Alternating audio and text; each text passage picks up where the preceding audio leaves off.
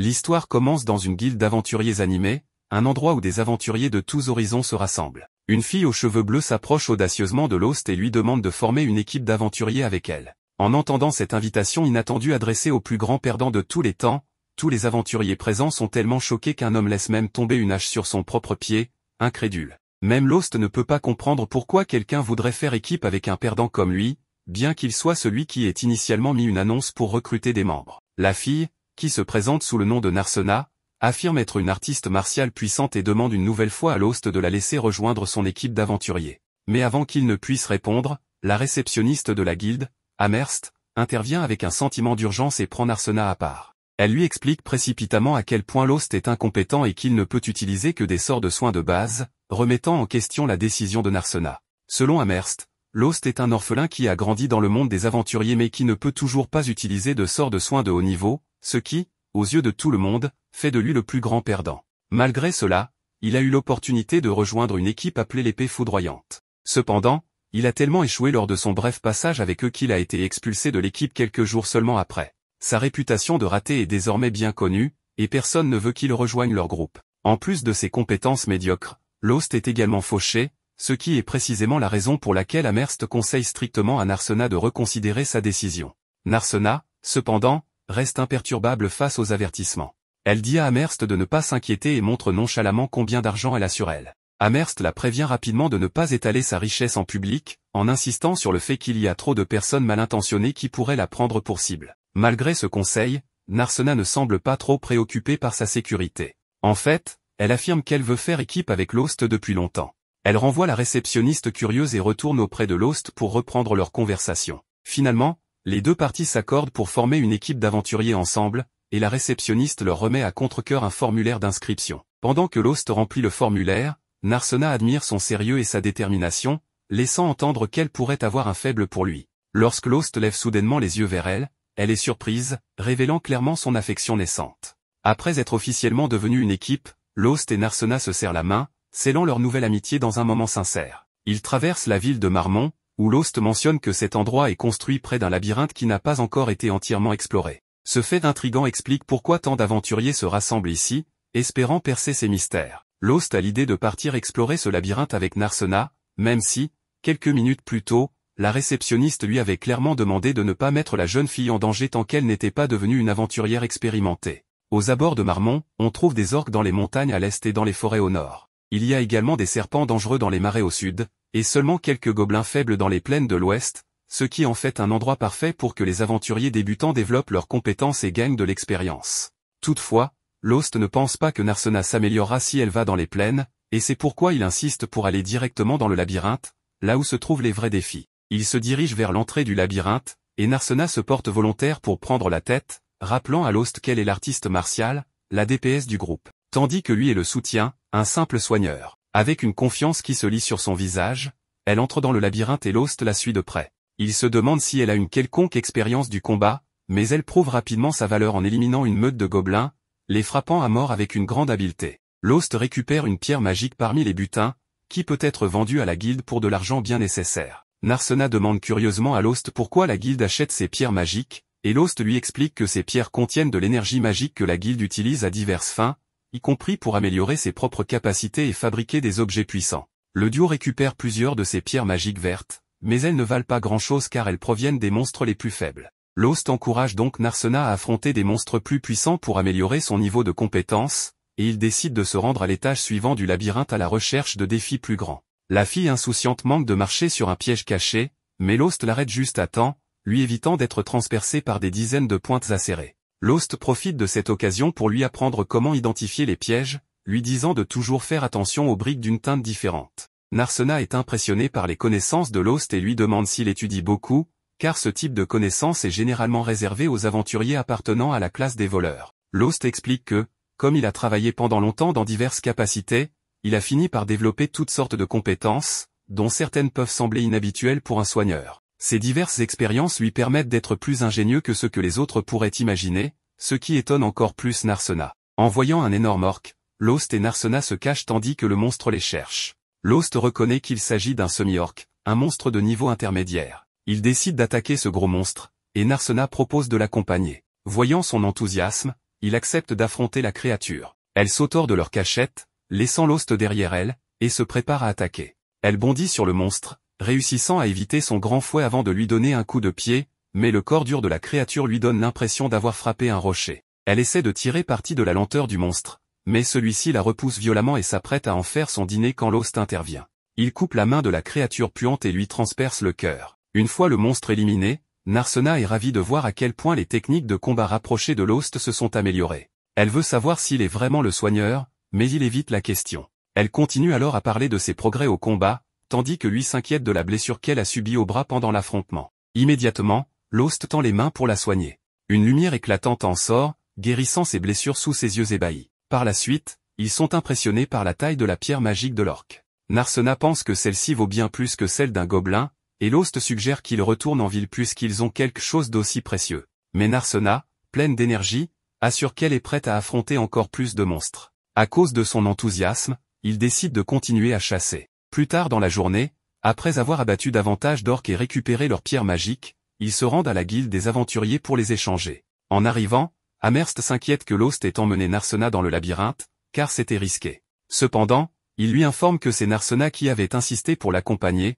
ce qu'il avait accepté. Il lui montre ensuite les pierres qu'ils ont récupérées, et Amherst est ravi de voir autant de pierres d'orques, qui sont bien plus précieuses que d'autres pierres magiques. Elle leur demande s'ils veulent les échanger, et ils confirment. Heureuse, elle procède à l'échange, et sa joie surprend Lost. Ce n'est qu'à ce moment que Narsena l'informe que conclure un tel échange permet à Amherst d'augmenter son salaire. Quand Amherst leur remet le paiement pour la pierre, Lost est choqué jusqu'aux os. Il n'avait jamais imaginé qu'elle pouvait valoir autant, ce qui lui fait réaliser à quel point il s'était fait arnaquer auparavant. Apparemment, son ancien groupe l'avait trompé gravement. En réalisant cela, Narsena pense qu'il devrait déposer une plainte. Elle demande à Amherst si c'est possible, et celle-ci affirme qu'il devrait payer des frais pour cela. Ne voulant pas faire toute une histoire, Lost choisit d'être la personne la plus mature et de laisser tomber. En entendant cela, les deux filles décident de ne pas aller plus loin. Cependant, Amherst le presse de donner exactement la moitié des gains à Narsena, ce qui lui assure qu'il fera. Une fois l'accord conclu, les deux quittent Amherst tandis que Sam, le patron d'Amherst, fixe Lost du regard. Pendant ce temps, Amherst passe son temps à compter l'argent supplémentaire qu'elle a gagné, et elle le fait avec une grande joie. Alors qu'elle est occupée, Sam l'approche pour lui demander si Lost a décidé de rejoindre un nouveau groupe, mais elle révèle que Lost est trop incompétent pour être accepté par un quelconque groupe. Elle attire cependant son attention sur Narsena, qu'elle trouve très spéciale. Ce soir-là, Lost et Narsena arrivent chez Madame Meali pour louer une chambre. En entrant dans la zone du restaurant, ils sont accueillis par sa fille, qui semble beaucoup apprécier Lost. Cependant, lorsqu'elle voit Narsena, elle la regarde avec dégoût et demande si elle est le nouveau membre pathétique de son groupe. Lost est surpris d'apprendre que la nouvelle s'est répandue dans toute la ville. En réponse, elle lui dit que tout le monde en ville a appris à quel point il est incompétent, ce qui fait de lui un choix difficile pour tout membre de groupe. À ce moment-là, il demande une chambre pour la nuit, et la fille l'envoie voir sa mère. Quand Madame Meali voit Lost et Narsena, elle suppose immédiatement que les deux forment un couple et qu'ils sont là pour s'entraîner. Elle leur demande alors s'ils ne veulent qu'une seule chambre, et Lost décline rapidement l'offre, disant qu'ils auront besoin de chambres séparées. Apparemment, son instinct fraternel n'est pas en état de marche. De son côté, Narsena souhaite qu'ils obtiennent une seule chambre, car même si elle appelle Lost grand frère, cela ne la dérange pas de partager la même chambre avec lui si cela signifie qu'elle peut ressentir la présence de son grand frère à ses côtés. Avant que les deux ne se rendent dans leur chambre, Madame Meali leur propose de leur donner à manger. Après avoir mangé, ils se dirigent chacun vers leur chambre, se souhaitant mutuellement une bonne nuit. En entrant dans sa chambre, Narsena est toujours attristée que Lost n'ait pas accepté de partager la chambre avec elle. Elle se souvient de la première fois où ils se sont rencontrés, à l'époque, elle n'était encore qu'une petite fille avec des ecchymoses sur tout le corps. La voyant dans cet état, Lost l'avait soignée. Son geste généreux l'avait alors motivée à devenir une aventurière. Elle était convaincue qu'un jour, elle s'associerait avec lui, devenant ainsi son protecteur si le besoin s'en faisait sentir. Depuis, elle s'était entraînée dur et avait vu une opportunité parfaite de le retrouver lorsqu'elle avait appris qu'il avait été expulsé de son ancien groupe. Cela l'avait confortée dans l'idée de former un nouveau groupe avec lui. Heureusement, elle avait réalisé son rêve de toujours. Cependant, cela ne suffisait toujours pas. Elle est triste que Lost ne la reconnaisse pas, bien qu'elle lui accorde le bénéfice du doute puisqu'elle est devenue plus grande et a maintenant une couleur de cheveux différente, ce qui rendrait difficile pour quiconque de la reconnaître après toutes ces années. Malgré cela, elle est heureuse de voir qu'il est devenu plus fort que jamais. La force qu'il a démontrée plus tôt contre le demi-orc la fait penser que peut-être Lost n'aura plus besoin de sa protection.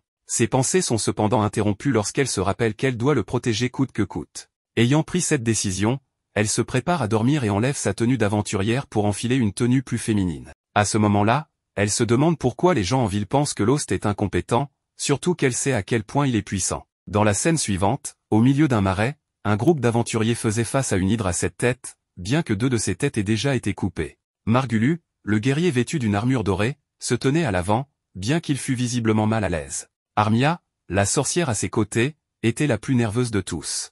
La voleuse du groupe, Saberia, était trop blessée pour continuer à combattre, tandis que Lost soignait ses blessures. Bien qu'il n'ait pas de remède pour la débarrasser du poison, il pouvait restaurer sa force physique pour l'aider à lutter contre celui-ci. La voleuse se plaignit que le guérisseur ne servait à rien, ce qui poussa le guerrier de première ligne à leur ordonner d'arrêter de se quereller et de retourner au combat si les soins étaient terminés. Cependant, les soins n'étaient pas complets, car Lost ne pouvait pas neutraliser le poison, comme il l'avait mentionné. Ils auraient dû apporter un antidote, mais leur chef avait jugé cela trop coûteux et avait choisi de ne pas en acheter. Malgré tout, il blâma Lost pour être un guérisseur inutile. À ce moment-là, l'hydre attaqua de nouveau, visant Margulu, qui bloqua l'attaque avec son épée et cria à Armia de lancer un sort. Armia lança une boule de feu, mais elle n'égratigna à peine la bête. Frustré par ses alliés, le guerrier les déclara tous inutiles. Ne voulant pas affronter la mission seul, il décida de battre en retraite, abandonnant ses compagnons.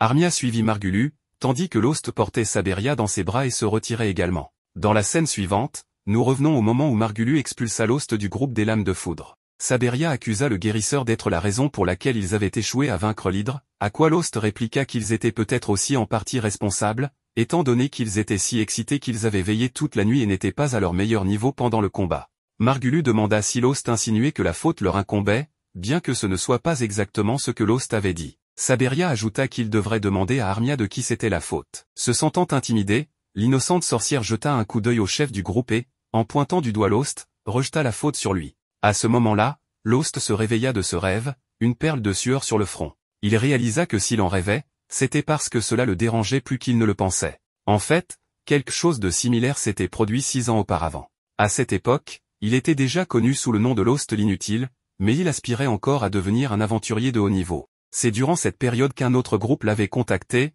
mais en réalité, il ne voulait pas d'un guérisseur, il voulait un appât vivant pour distraire les monstres. Pour un orphelin des labyrinthes comme Lost, ce genre de traitement était trop fréquent. Ce qu'il ne s'attendait pas, cependant, c'était que les monstres se retournent contre le groupe à l'origine de tous les problèmes et les éliminent. En sortant du donjon, Lost était traumatisé, n'ayant jamais été reconnu comme un véritable aventurier. Ce jour-là, il tomba sur une charrette renversée au milieu de la route, entourée de gobelins armés. Dans le chaos, il y avait une jeune fille sans défense, et le jeune homme se précipita à son secours sans réfléchir. Même aujourd'hui, il ne comprenait pas vraiment pourquoi il avait pris cette décision impulsive, il l'avait simplement fait. Peut-être était-ce parce que la vie d'un orphelin des labyrinthes n'avait pas beaucoup de valeur, mais s'il pouvait échanger sa vie pour sauver cette fille, alors sa mort ne serait pas vaine. C'était peut-être ce qu'il pensait pendant le combat. Cependant, il fut frappé à la tête et perdit connaissance. Quelques heures plus tard, lorsque la nuit était tombée, il se réveilla à côté de la charrette, entouré de la jeune fille et de chevaliers de l'ordre qui étaient venus à son secours et avaient terminé le travail. En d'autres termes, ce n'était pas Lost qui l'avait sauvé. L'inutile restait inutile. En y réfléchissant, le guérisseur émit un petit rire d'acceptation, mais la fille qui avait été sauvée le remercia de son aide, car sans lui, les chevaliers ne seraient pas arrivés à temps. Gêné, Lost ne savait pas comment répondre, alors il soigna une blessure sur le bras de la jeune fille. À ses yeux, c'était tout ce qu'il pouvait faire. Il lui raconta ensuite l'histoire de la façon dont il s'était retrouvé là, expliquant comment ses anciens compagnons l'avaient jeté au loup. La jeune fille fut horrifiée par leur cruauté et se mit à pleurer face à la dureté de ces personnes. C'est à ce moment-là qu'elle décida que lorsqu'elle serait grande, elle deviendrait aventurière et promit de former un groupe avec le guérisseur. Malgré cela, après le départ de la jeune fille, Lost pensa qu'elle était la fille d'un noble et qu'elle n'avait aucune chance de devenir aventurière. Bien qu'il ne nourrissait aucune illusion à ce sujet, ses paroles l'encouragèrent tout de même, et il résolut de devenir à nouveau un aventurier. Avec cela en tête, Lost commença à s'entraîner dur et trouva un mentor pour le guider, continuant en tant que guérisseur mais développant également une variété d'autres compétences d'aventurier. Au fil du temps, Lost rencontra les membres des Lames de Foudre et rejoignit leur groupe. En considérant tout cela, il était logique que Lost rêve de cet événement. Si ce n'était pas pour les paroles de cette jeune fille, il aurait peut-être abandonné pour de bon l'idée de devenir aventurier, et il n'aurait pas non plus rencontré Narsena. En parlant d'elle, la jeune femme frappa à la porte du guérisseur à ce moment précis, demandant s'il était encore éveillé. Lorsque Lost ouvrit la porte, elle l'invita à prendre le petit déjeuner avec elle, et les deux partirent ensemble pour partager un repas. Plus tard, ils retournèrent dans le donjon et décidèrent d'aller plus loin que la dernière fois. Alors qu'ils poursuivaient leur exploration, ils finirent par tomber sur un cercle de téléportation. Lost expliqua qu'on ne trouvait pas ce genre de choses dans tous les labyrinthes, ce qui signifiait qu'un mage l'avait placé là peu après la découverte du lieu, bien qu'on ne connaissait pas beaucoup de détails à ce sujet. Narsena voulait savoir s'il était possible d'être transporté vers d'autres endroits en utilisant un tel cercle. Lost expliqua alors qu'il fallait un autre cercle de téléportation pour sortir, car il n'était possible d'entrer que par l'un et de sortir par un autre. En entendant cela, Narsena pensa qu'il serait bien plus simple d'en construire un en ville, mais réalisa rapidement que la ville pourrait se retrouver envahie de monstres si un cercle menait directement là-bas.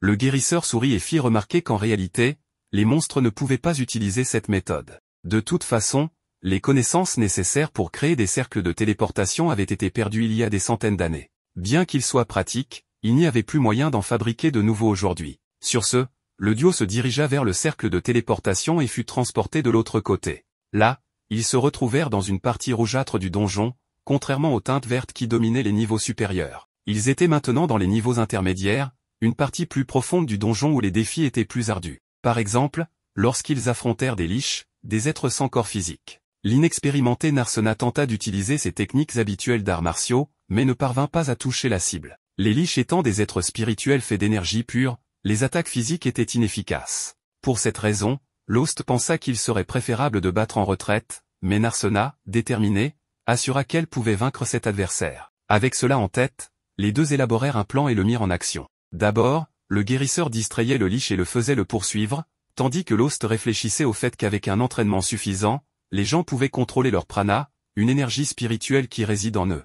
Les artistes martiaux bien entraînés ne font pas exception, lorsque leurs poings sont enveloppés de prana, leurs coups peuvent détruire même des êtres spirituels. C'est ainsi que Narsena donna un coup en utilisant cette technique et vainquit le liche. Cependant, malgré cette victoire, la combattante avait été blessée lors de sa première tentative de frapper l'entité spirituelle, alors Lost utilisa un objet qui augmentait les effets de guérison et lança un sort sur elle. Grâce à la pierre magique incrustée dans l'objet, qui amplifiait la puissance du sort, le soin fut efficace.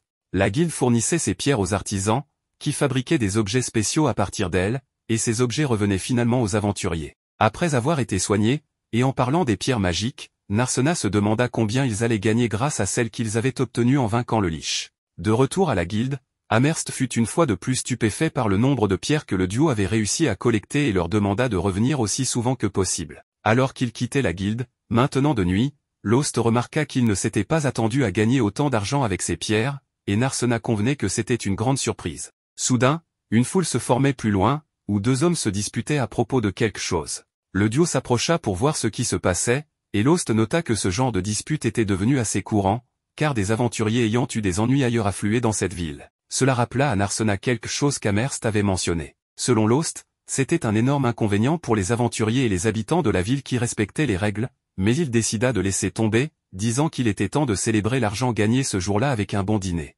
Et en effet, le dîner était assez somptueux. Les assiettes déjà sur la table, mais Ali, la propriétaire de la taverne, demanda à Lost s'il avait assez d'argent pour tout payer, et il la rassura en lui disant que oui. En plus de cela, il ne refuserait pas une bière. Narsena fait la même demande, mais la fille de Méali l'informe qu'ils ne servent pas d'alcool aux enfants. Narsena menace de protester, mais Lost convient qu'il est un peu trop tôt pour que sa jeune compagne boive de la bière, alors il laisse tomber le sujet. Au milieu du repas, Narsena interroge Lost au sujet d'un bâtiment étrange sans porte ni fenêtre, car il y en a plusieurs dans la ville et elle ne sait pas ce qu'ils sont. Lost admet qu'il était lui aussi curieux à ce sujet et fut surpris d'apprendre que même les ouvriers qui les avaient construits ne savaient pas à quoi ils servaient, ni qui avait commandé leur construction. Les ouvriers ont expliqué que le projet venait d'un agent représentant un autre agent, et ainsi de suite. Face à cela, Narsena commente que celui qui a commandé ces bâtiments ne voulait clairement pas être identifié. Lost, cependant, ne s'en inquiète pas tant que cela ne fait de mal à personne, bien qu'il aurait préféré qu'ils construisent un mur autour de la ville au lieu de ces structures étranges. Narsena est d'accord, car la ville pourrait être vulnérable, surtout qu'elle n'a même pas de fossé. Cependant, elle apprécie aussi de pouvoir voir loin à l'horizon. Lost insiste sur le fait que cela est problématique en temps de guerre, car il serait impossible d'empêcher les ennemis d'entrer. Narsena, cependant, n'est pas préoccupé par les envahisseurs, quel que soit le danger qui surgit, qu'il s'agisse de voleurs ou de monstres, les aventuriers de la ville pourront les repousser. Plus tard, après être rentrés chez eux et avoir échangé leurs adieux, ils se dirigent chacun vers leur chambre. Enfin, presque, car Narsena appelle brièvement son compagnon pour dire quelque chose, puis change d'avis et prétend que ce n'était rien. Allongé seul dans son lit, Elle regrette de ne pas avoir dit, encore une fois, qu'elle aurait préféré partager une chambre avec lui. De son côté, Lost se sent heureux de faire à nouveau partie d'un groupe. Même s'il pense qu'il ne reverra jamais cette petite fille, il sent que grâce à Narsena, il pourra continuer à vivre des aventures encore un moment. Le lendemain, Margulu présente le nouveau guérisseur des lames de foudre, nommé Lyra. Elle salue le reste du groupe, mais les autres filles ne semblent pas ravies de cette nouvelle recrue. Sabria refuse même de la regarder, tandis qu'Arma peine à dire quoi que ce soit. En revanche, le chef est absolument ravi, assurant à tout le monde que, désormais, ils pourront vaincre l'hydre. Pendant ce temps, un vieil homme assis sur un trône demande si la princesse endormie est en ville, et son subordonné l'informe qu'elle a formé un groupe avec Lost. À court de temps, l'homme ordonne à son subordonné de se débarrasser du guérisseur inutile.